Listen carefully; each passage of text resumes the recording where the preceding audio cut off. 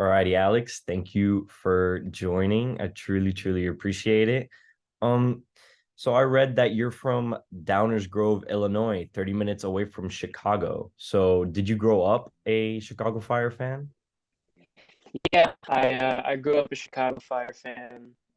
My dad actually worked for the club as the athletic trainer back in 1998 when they won MLS Cup. So I've been around the club since birth, and I've kind of been raised in that culture.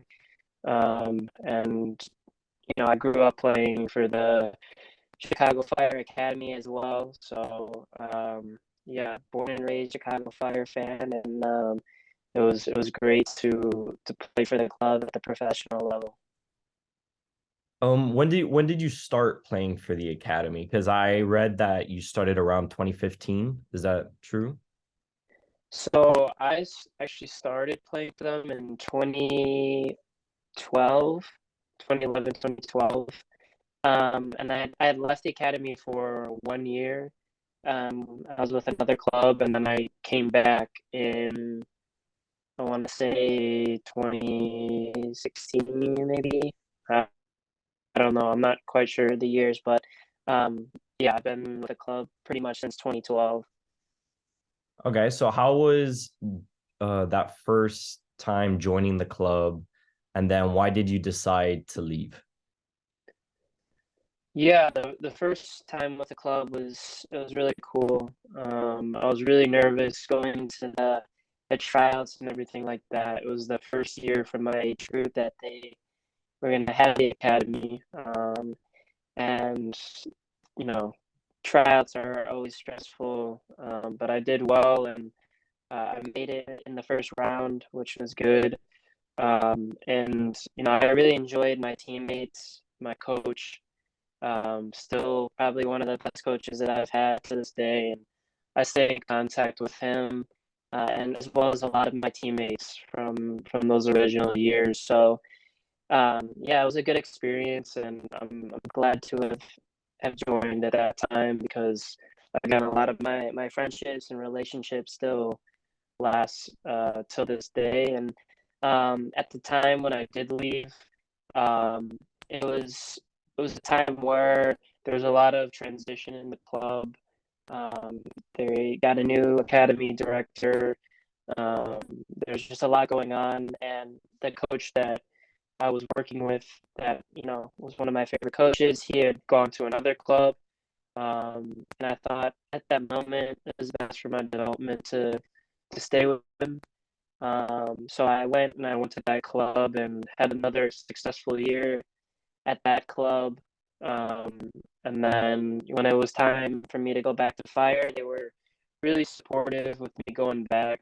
They didn't hold me back in that sense. So yeah, just really grateful for my time with both clubs.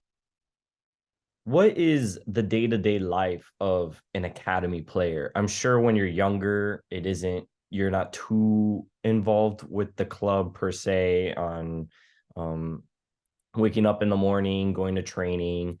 But when did you start that phase of your academy career where you would wake up, either go to school or go to training, then go to school? Kind of explain that what you did as soon as and what age were you when you started getting really involved with the academy experience at Chicago? Yeah, so I was, I think, 10 or 11 when I first started with the academy. And from the start, it was pretty typical. Like I would go to school from 8 a.m. to 3 p.m. And then it was a quick turnaround. So training would typically start at 5 p.m. In my first few years. And I had a carpool with a few other guys that were near me. And we didn't live too close to the facility. It was probably with traffic 45, sometimes an hour. So it was like a quick rush to get to training. Sometimes we'd be late, but like the coach was super understanding and if we were late, just because everybody lived in different areas on the team, and um, So yeah, we would rush to training. Training would be an hour, hour and a half. Um, and it was at the time the facility that we were using only had one field for all the age groups. So U11 through, U19, U18, U19. So it would be like four teams on one field at once, and it was just pretty crazy. But we made it work in the early stages.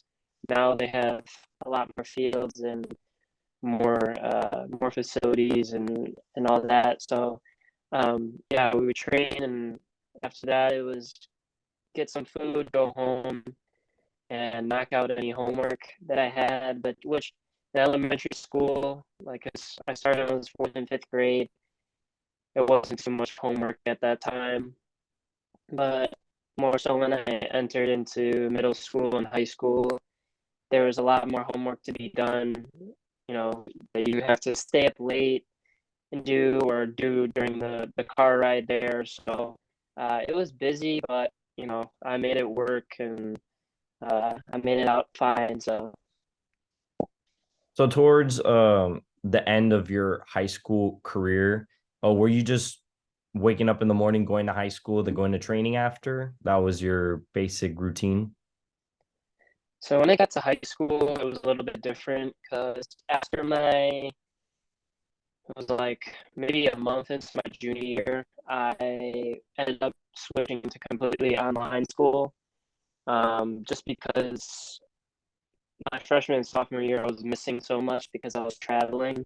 Mhm. I was leaving Thursday, Fridays on the weekends for trips, and then as well playing with the youth national team, traveling to Europe and stuff like that. I remember there was a time where I missed like a whole month of school. So it got pretty difficult, staying with the work, um, missing presentations, group work, all that. So I switched to online school.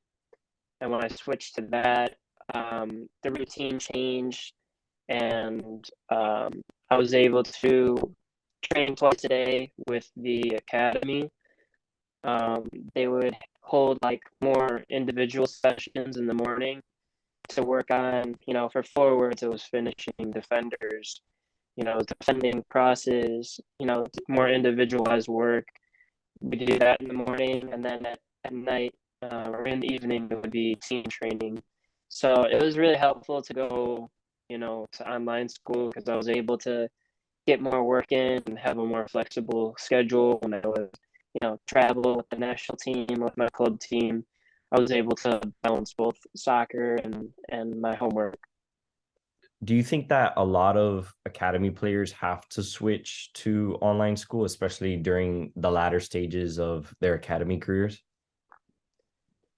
I think it's definitely coming to a time where it makes sense, especially the players that are more serious on making it to the next level. I think you got to look at the sacrifices you got to make, and I think online school is one of them. And if you want to get more work in, and it takes a lot of stress off you, I think, in terms of balancing your schedule, the schoolwork and the soccer. So I think that's the direction that the top players in our country are probably going to have to go if they really want to make it to the next level. And as a nation, we want to match the big European countries and whatnot because that's what they're doing over there.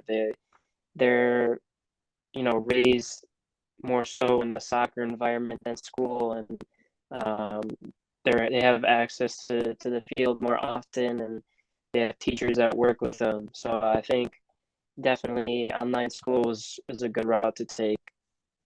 Speaking about traveling with the national team, I read that at 15 you made your debut for the U16 US national team.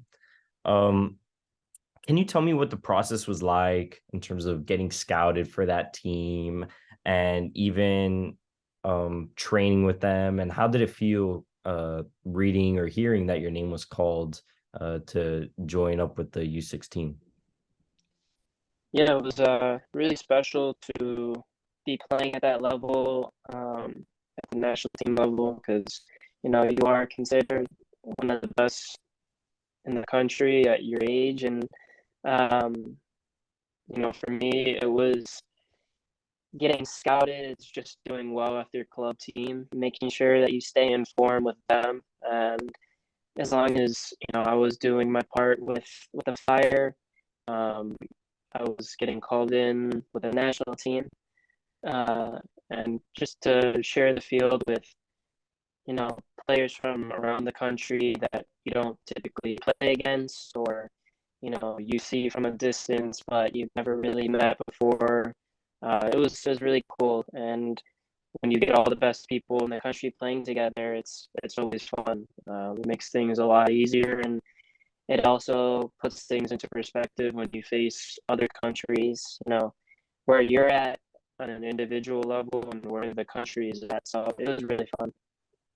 In the summer of 2020, you signed your professional contract for your hometown club um, at 17 years old. At any time, did you consider possibly going the college route before you were handed your contract, or did you feel that this was the only option to take? Yeah, I was actually committed to University of Pittsburgh, to go to college and play.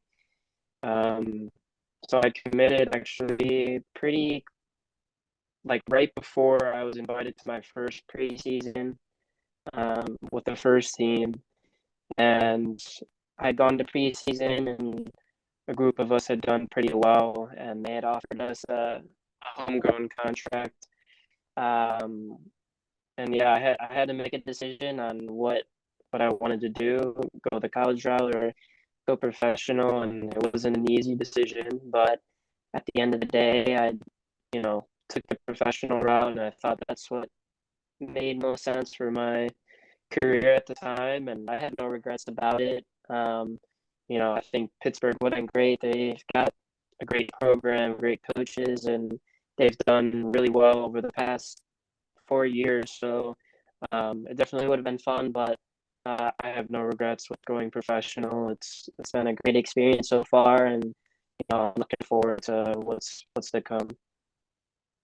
What type of offers were you receiving, and were you going to ID camps with Chicago Fire? What was that process like getting scouted by Pittsburgh and other colleges around the nation? Yeah, so I didn't really go to any ID camps. I was mostly just getting scouted, from showcases that we would play in with the Fire. And all the coaches would come out and watch us play, and we had a really good team that year. So there's always a lot of college coaches at our games and tracking us, and so there's plenty of people that were reaching out and always had eyes on us, which made it pretty easy for me, to pick Pittsburgh. And I had a few visits. I had visit University of Virginia, Pittsburgh, um, Marquette, um, and there was a lot of other schools that I talked to, UCLA. Um, there's a handful, but at the time, Pittsburgh, after going on a visit with them, I really liked the culture that they had, the football that they were playing, the staff, the players, the whole picture, really aligned with all of my values as a person and as a player. So that's what made me decide to go there.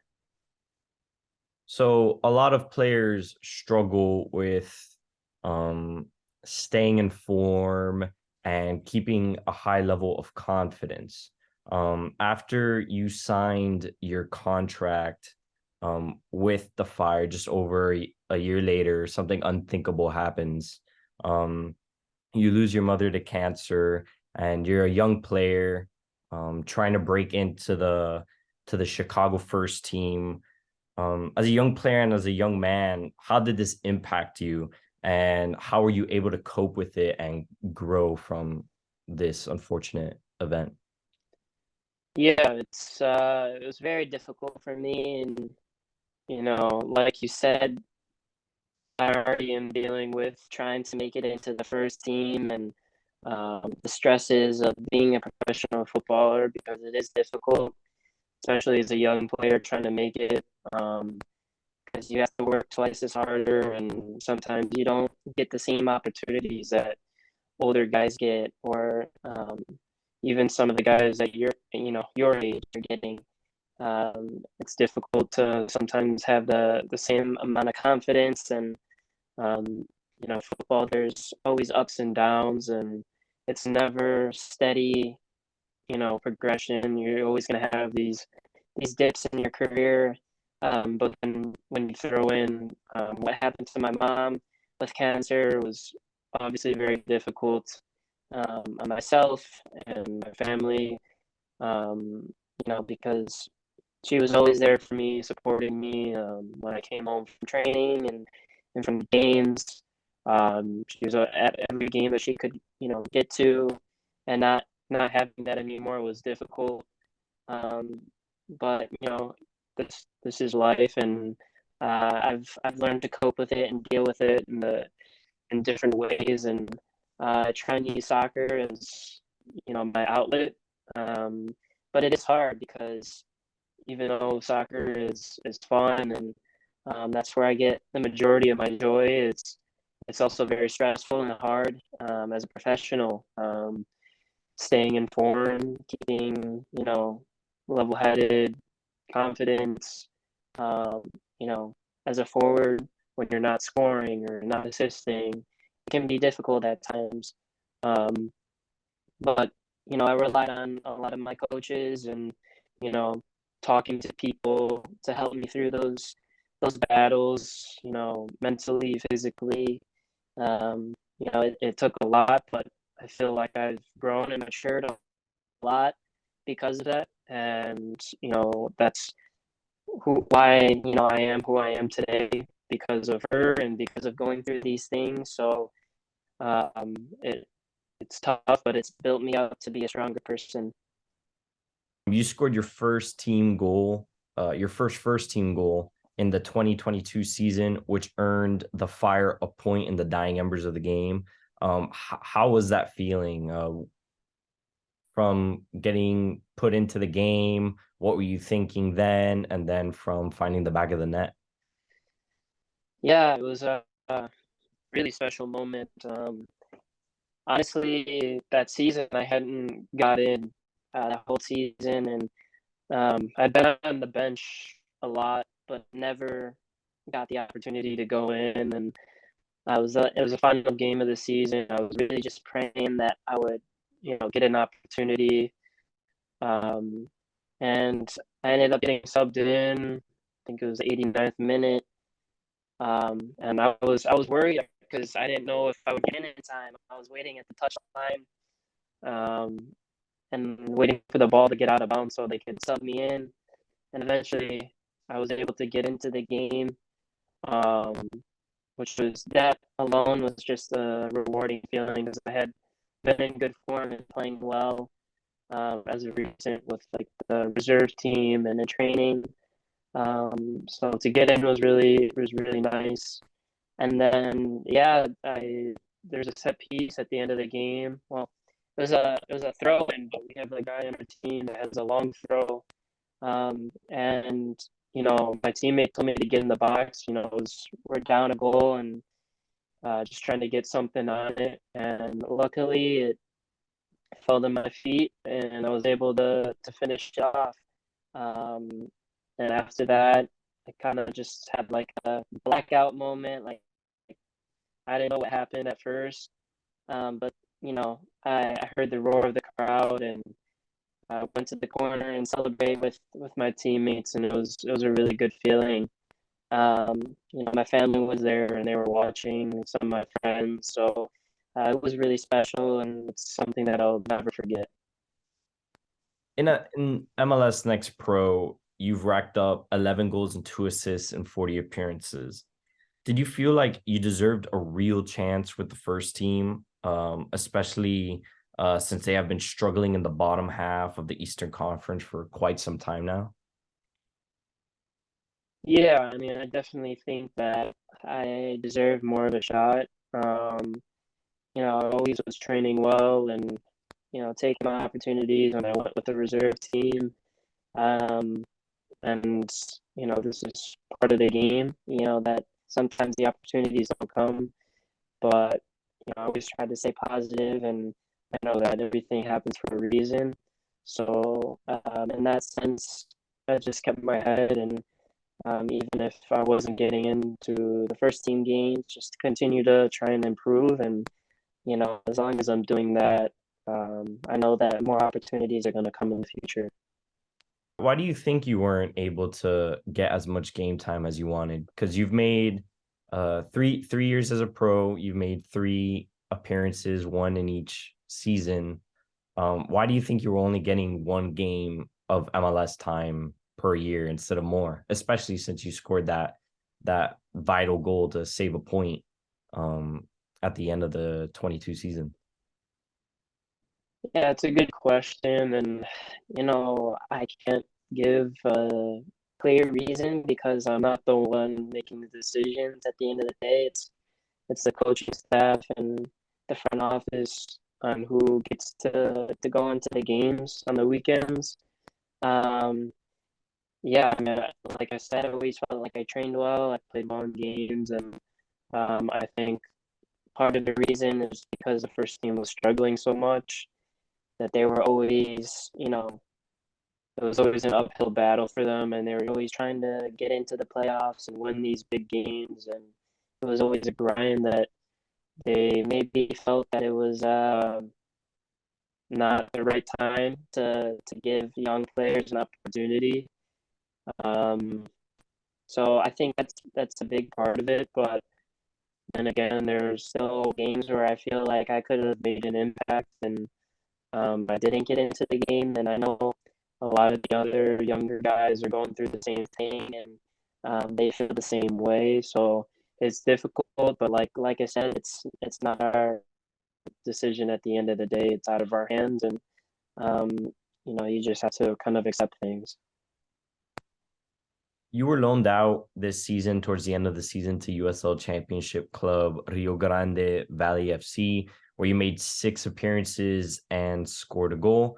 With your contract running out at Chicago, why did you decide to leave on loan to the Texan club? Yeah, they Rio Grande Valley, they came to me with the opportunity towards the end of the season. And they were fighting, for playoff position and were looking for somebody to help them out in that sense. Um, and they came to me with the opportunity, and I felt like it was a good time. Um, I needed something new, something different from the fire, and I was in, really good form with the second team. I was scoring, assisting pretty much every game. Um, and I chose to go outside my comfort zone and try something new in a different league that is different challenges in terms of the level and physicality. And I wanted to test myself, and yes, I took the opportunity. It was a really good experience, and I enjoyed it a lot. I think I grew a lot from it, and yeah, I really enjoyed my time there. The coaches were great, the teammates were great, and I started every game, got the goal, and got everything that I wanted out of it, which was to get valuable minutes and playing time and be able to express myself and in the way that I want to at a high level. So I'm happy that I did it, and it's good for players sometimes to go somewhere else and try something new to sometimes find yourself. And I feel like I did that there. Now that your contract is expiring at the end of this month with Chicago, I've already seen on their Instagram that they thanked you for your time at the club. What's your plan? What's the next step? Yeah, I mean, it's right now it's a bit of a waiting period for me. I have to go through MLS re-entry, and there's a whole process there. Whether a club picks me up or not, we'll see. I feel with my experience and my age, it might be difficult because I just haven't gotten the minutes that you know a team will probably be looking for at the time. But you never know what's going to happen. But I just want to find a situation where I can grow as a player. I can play most importantly, whether that's an MLS team, whether that's a second team, USL Championship team. I'm really open to everything right now. It's just got to be the right situation and environment for me to grow as a player and to make a next step because MLS is the goal for me. But it's just about finding the opportunity where I can kind of get my foot in the door and be given the opportunity to play. So How was your time and experience at Chicago Fire? it was good. I mean, it was definitely a long, difficult 4 years. In a team sense, we didn't make the playoffs in the past 4 years, past more than 4 years. So it's been tough at the club. But it's my hometown club. A lot of my teammates I grew up playing with. There's nothing that beats that. A lot of good friendships, relationships came out of playing with the Fire. Um, yes, do I think I wish I got more in terms of playing time opportunities with the first team. Given how their success over the past 4 seasons. But again, this is football. This is part of life, and um, I have no regrets, and I'm thankful for my time there. But I'm excited for a new chapter, and I think it's going to be really good for me to experience something new, have a new set of eyes on me, and just have a new journey. All right. Thank you very much, Alex, for these questions, for allowing me to sit down with you and talk to you. To wrap it up, I would like to ask you some quick fire questions. Cool, perfect. All righty. So, who's the best player you've ever been on the pitch with? Um, in my opinion, Brian Gutierrez is a player that I've grown up playing with. Is my age, and I think he's a baller. So Messi or Ronaldo? Messi, What's the best team in the world? Arsenal. That's your favorite club? That's my favorite club. Yeah. What league is more competitive, the English Championship or the MLS? English Championship. Favorite music genre? R&B. Favorite player growing up? Favorite player. I would say both Messi and Ronaldo. I love them both. I can't really pick one or the other, but I love watching them both. And to wrap it up, who's currently the best player in the world? Oh, that's a tough one. Um, I still think that you know Messi always has just some pure magic that he can pull out, but I think it's definitely he's in MLS now. It's less competitive league compared to La Liga or Liga. So um, I feel Mbappe is getting to that level. You saw the performance that he put on in the World Cup. It's just, that's something that barely anybody can replicate. And I think he's getting to that level. Um, and then as an Arsenal fan, I think Bukayo Saka is the best player in the world right now. I know that's just a little bit biased. So, um, But yeah, those are a few of the best players I think right now. How come you chose Arsenal? Um, honestly, I mean, I watched them quite a bit growing up. I really liked how they played with Arsene Wenger and kind of the fluid football that they play, the tiki taka. Um, I really enjoyed the way they played and some of the players that they had. But I think from a very early age, I got into them because when you go into FIFA and the kickoff, they're always the first team, and I'd always just pick them.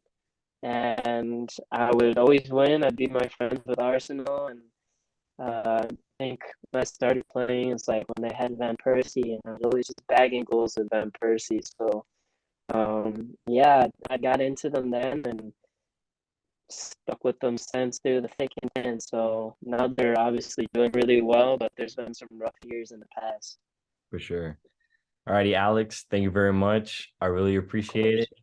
And Yeah. yeah, I hope to see you balling out in the future. Thank you. Yeah, I appreciate, the time and I hope this helped you out. So For sure. Thank you.